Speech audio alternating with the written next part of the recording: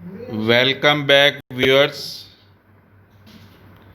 पिछले कुछ लेक्चर्स में हमने कंपोनेंट ऑफ ट्रांसमिशन लाइन के अंतर्गत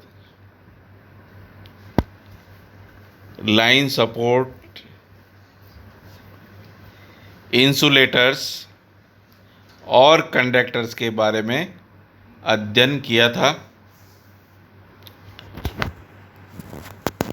जैसा कि आप जानते हो कि शक्ति के जो उत्पादन केंद्र हैं वहाँ से ट्रांसमिशन लाइन के द्वारा शक्ति को लोड सेंटर तक भेजा जाता है। इस हेतु काम में आने वाले जो मुख्य रूप से जो कंपोनेंट्स हैं उसमें लाइन सपोर्ट, कंडक्टर और इंसुलेटर, इसके अलावा भी कई चीज़ें काम आती है। आज हम जो दो पॉइंट ऑफ सपोर्ट है अर्थात दो टावर के बीच में जो चालक की कैटेनरी बनती है, उस कैटेनरी में जो पॉइंट ऑफ सपोर्ट और उस कैटेनरी का जो लोएस्ट पॉइंट है उसके बीच की लंबवत दूरी, जिसे सैग या झोल कहते हैं, की गणना करेंगे। अर्थात उसके लिए सूत्र की स्थापना करेंगे। अब इसमें दो तरह की स्थितियां संभव है।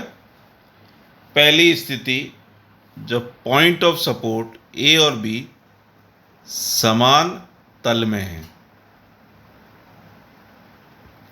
और दूसरी स्थिति जिसमें ए और बी अलग अलग तल में स्थित हैं। तो दोनों के लिए किस प्रकार सेक की कैलकुलेशन की जाती है, उसके क्या फॉर्मूलेज हैं, वो हम आज डिराइव करेंगे। तो sag is the difference in level between the point of supports and the lowest point on the conductor is known as sag या झोल। और जैसा कि चित्र में दिखाया गया, ए और बी दो सपोर्ट पॉइंट हैं और ए ओ बी चालक या कंडक्टर है। ओ उसका न्यूनतम बिंदु है या लोएस्ट पॉइंट है। वहाँ से ए और बी के बीच की जो लंबवत दूरी है सी ओ है, यह सैग कहलाती है। अब सैग कैलकुलेशन की आवश्यकता क्यों है? हम जानते हैं कि जो ट्रांसमिशन वोल्टेज के मान के आधार पर चालक के न्यूनतम पॉइंट का या न्यूनतम बिंदु का जो ग्राउंड है उससे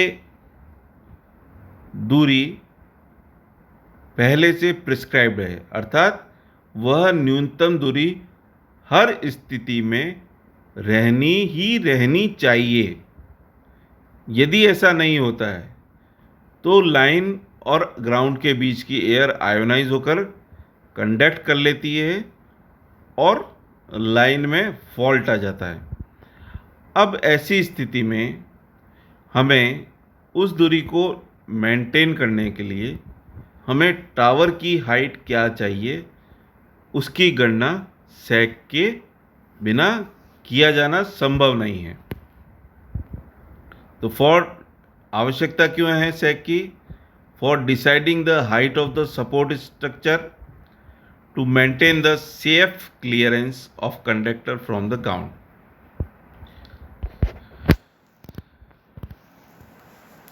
अब हम यहाँ पर कुछ चीज़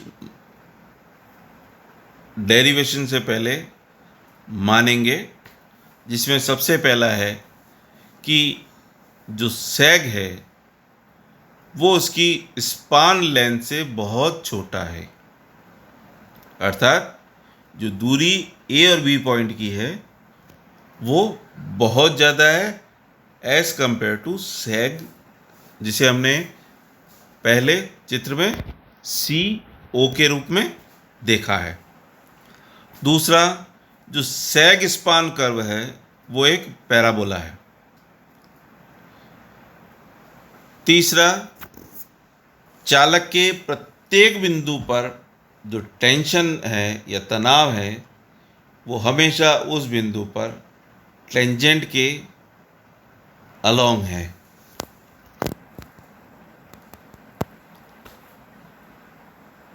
Horizontal component of the tension of conductor is constant throughout conductor length. The tension at support is nearly equal to the tension at any point of the conductor. इन सभी assumptions को मानते हुए हम अब सैग की गणना हेतु सूत्र स्थापित करेंगे।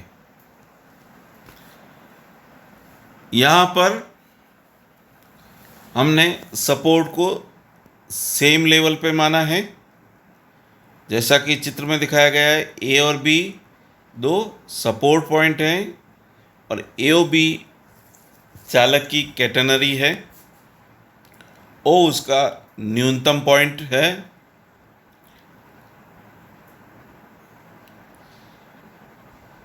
अब यहाँ पर माना कि जो ए बी है दूरी, जो कि स्पान लेंथ है, उसे हमने कैपिटल एल द्वारा प्रदर्शित किया है। अर्थात मध्य बिंदु से ए और मध्य बिंदु से बी के बीच की दूरी L/2 होगी। अब O और B के बीच की लंबवत दूरी के सैग कैपिटल एस से प्रदर्शित है। अब माना कि एक पॉइंट P हम कंसिडर करते हैं जो बिंदु O से उसके कोऑर्डिनेट्स x, y है। अर्थात x उसकी O बिंदु से x एक्सिस पर दूरी है तथा y उसकी O बिंदु से जो y एक्सिस है उसके ऊपर दूरी है। एक स्मॉल ओमेगा जिसे हम weight per unit length of the conductor अर्थात चालक की इकाई लंबाई का जो भार है उसे हमने W माना है और चालक में जो तनाव है उसे हमने T से रिप्रेजेंट किया है। अब जो OP सेक्शन है उसके ऊपर दो फोर्सेस लग रहे हैं। पहला तो तनाव T जो O पर कार्यरत है तथा दूसरा OP का भार जिसका मान ओमेगा इंटू एक्स होगा, क्योंकि omega weight per unit length of the conductor है मल्टीप्लाइड बाय कंडक्टर की लेंथ x। चूँकि यहाँ हमने पहले ही अज्यूम कर रखा है कि ये क्या है, ऐसी कैटेगरी है जिसमें स्पान लेंथ AB का मान sec से बहुत ज़्यादा है। ऐसी स्थिति में हम OP जो लेंथ है उसे x से रिप्रेजेंट कर सकते हैं। We have chosen any point P on conductor. Distance of point P from lowest point O is x. Y is the height from point O to point P. अब जो दो external forces हैं जो इस length OP पर लगेंगे उसमें पहला है tension T acting at point O और दूसरा weight WX acting at a distance of x/2 from P। अब जब इन दोनों के फोर्सेस के मोमेंट को बराबर करेंगे अबाउट पॉइंट O, तो जैसा कि चित्र में दिखाया गया उसके अनुसार T इंटू y बराबर WX into x/2। Tension T O पर कार्यरत है तथा O और P के बीच की लंबवत दूरी y है, इसलिए T इंटू y और WX इंटू x/2। तो इससे हमें y का मान omega x square upon 2t प्राप्त होता है। अर्थात ये जो कैटेनरी है उसकी इक्वेशन y बराबर omega x square upon 2t है। अब हमें सेग निकालना है कैपिटल एस, जो किस बिंदु पर है, बी बिंदु पे। तो बी बिंदु के कोऑर्डिनेट्स क्या होंगे एक्स और वाई की टर्म में? तो एक्स का मान तो हो जाएगा L/2 और वाई का मान हो जाएगा कैपिटल एस। तो एस बराबर ω L²/80, अर्थात एक ही तल के अंदर जो सपोर्टिंग पॉइंट है, तो ऐसी स्थिति में जो सेक का मान है या झोल का मान है ω L²/80 होता है, जहाँ पर omega wait of conductor per unit length, L span length और T तनाव या टेंशन इन कंडक्टर।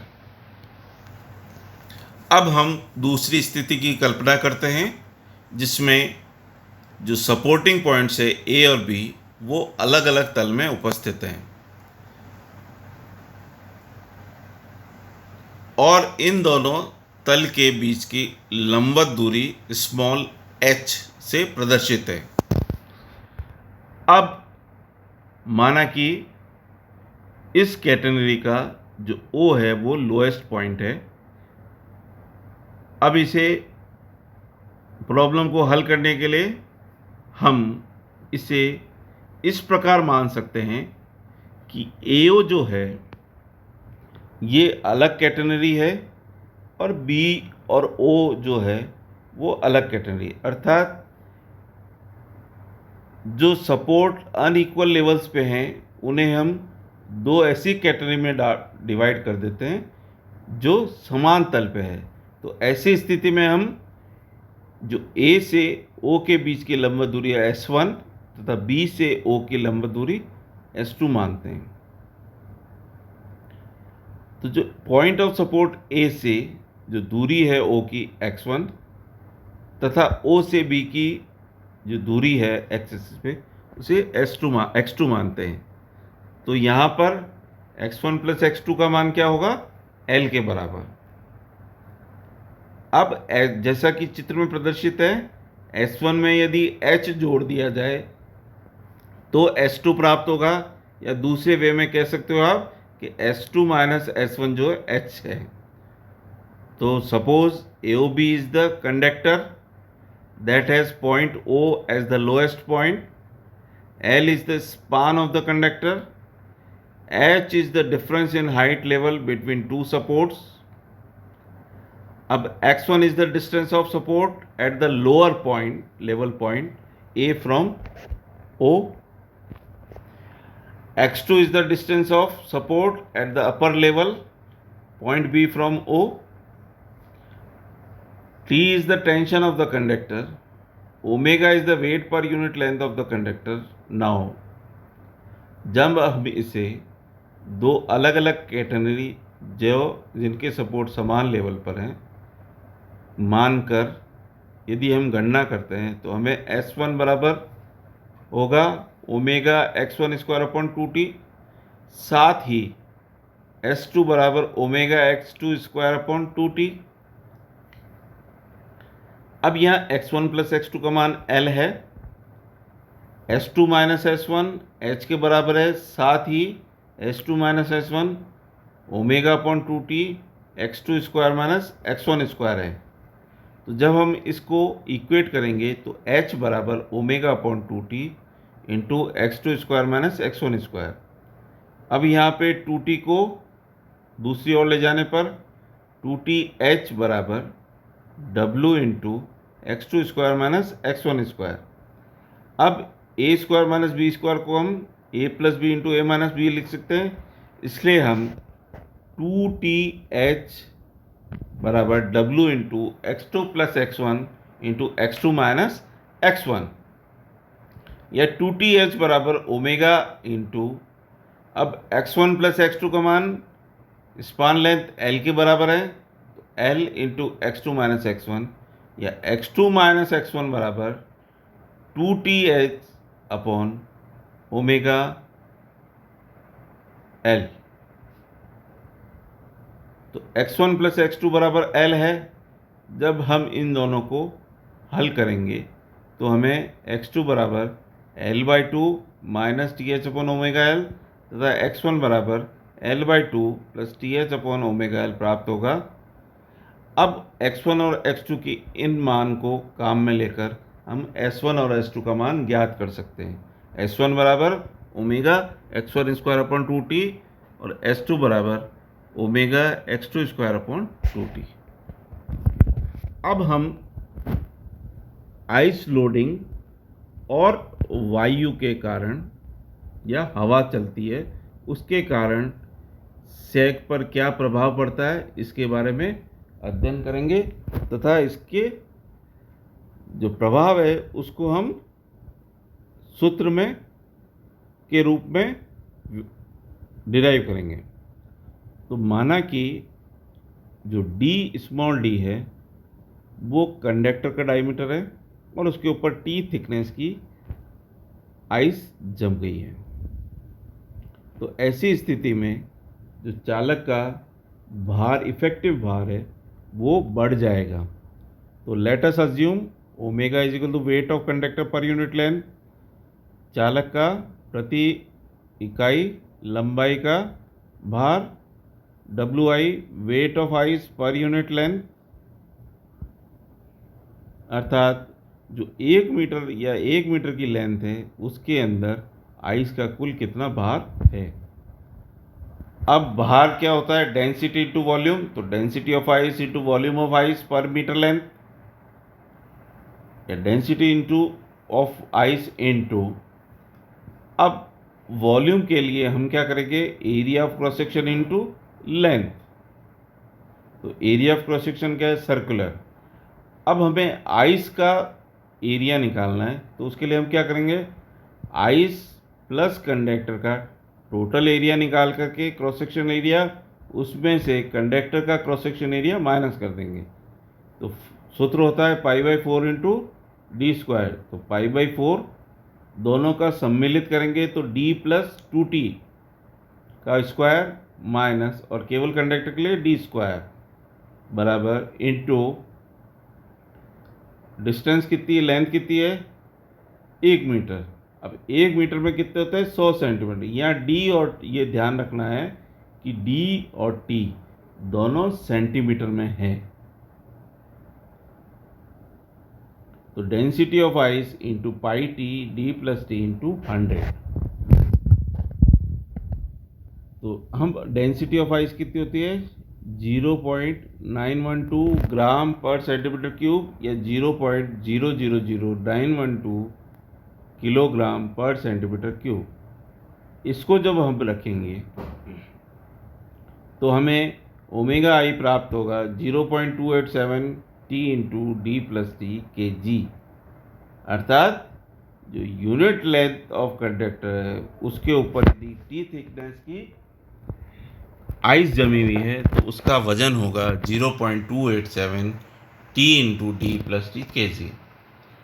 अब विंड प्रेशर, तो उसके कारण उस पर वजन पड़ेगा, wind pressure per unit area into projected area पर यूनिट लेंथ।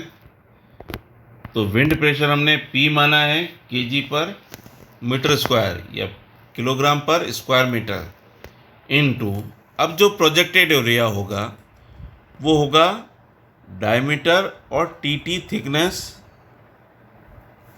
की जो आइस जमी हुई है उसके कारण। तो प्रोजेक्टेड एरिया हो गया d प्लस 2t अपॉन 100, इसे हमने किस में कर दिया, मीटर में। तो इस प्रकार हमें W प्राप्त होता है। तो अब विंड की वजह से, आइस की वजह से WI वेट बढ़ जाता है और विंड की वजह से WW। अब विंड का जो डायरेक्शन है वो जो कंडक्टर और आइस के वेट की जो फोर्स लगेगा उस डायरेक्शन के 90 डिग्री पर है, अर्थात दोनों के बीच में 90 डिग्री का डिस्प्लेसमेंट होगा। ऐसी स्थिति में जो रिजल्टेंट WE होगा वो हो जाएगा square root of WC plus WI का स्क्वायर प्लस WW का स्क्वायर।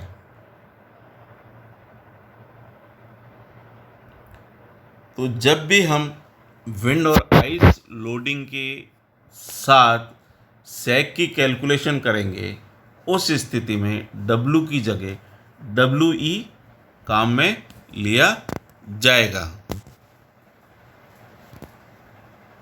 तो आज हमने सैग की कैलकुलेशन दोनों स्थितियों में तथा सैग पर आइस लोडिंग और विंड का क्या प्रभाव होता है उसके बारे में अध्ययन किया है।